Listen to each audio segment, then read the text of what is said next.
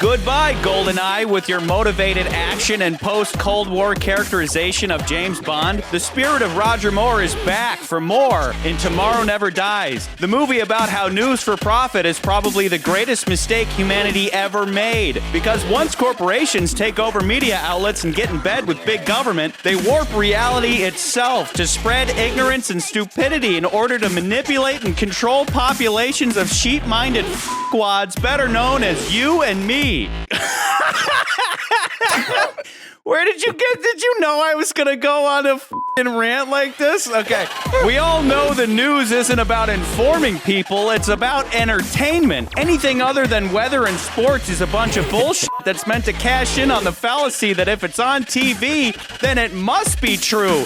Wouldn't it be great if this James Bond movie fleshed out this concept of the real fake news via its story about a megalomaniacal media mogul starting a war just to sell copies of his newspaper? Sure, but then we wouldn't have time for explosions and titties. Who cares about truth or substance or meaning when it's all about entertainment, baby? But wait, maybe that's the point. Maybe there's some secret genius here, some kind of commentary on the dangers of one person or franchise having too much influence on the hearts and minds of billions of people. Maybe the over-the-top action is in fact the message. Maybe it's a big dumb action movie as allegory for how the mass media has been bought and sold and corrupted and warped into nothing more than a means to divide the people and distract us from our day-to-day debt slavery.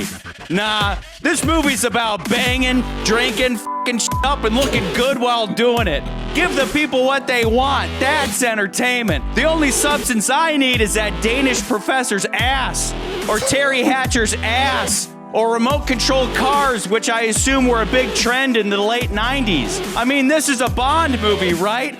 My name's Bond, James Bond. I'll have a vodka martini shaken, not stirred. This is all we need to hear to know we're in the right place, and anything beyond that would hurt my brain.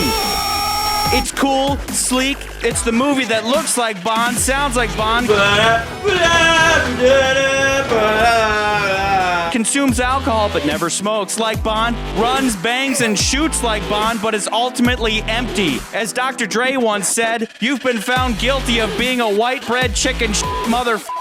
I concur, doctor. This movie might taste good, but it's just empty calories, something you eat not for sustenance but purely out of boredom. For you buttheads out there always telling me you just want to turn your brain off and watch a big dumb action movie, look no further than Tomorrow Never Dies, you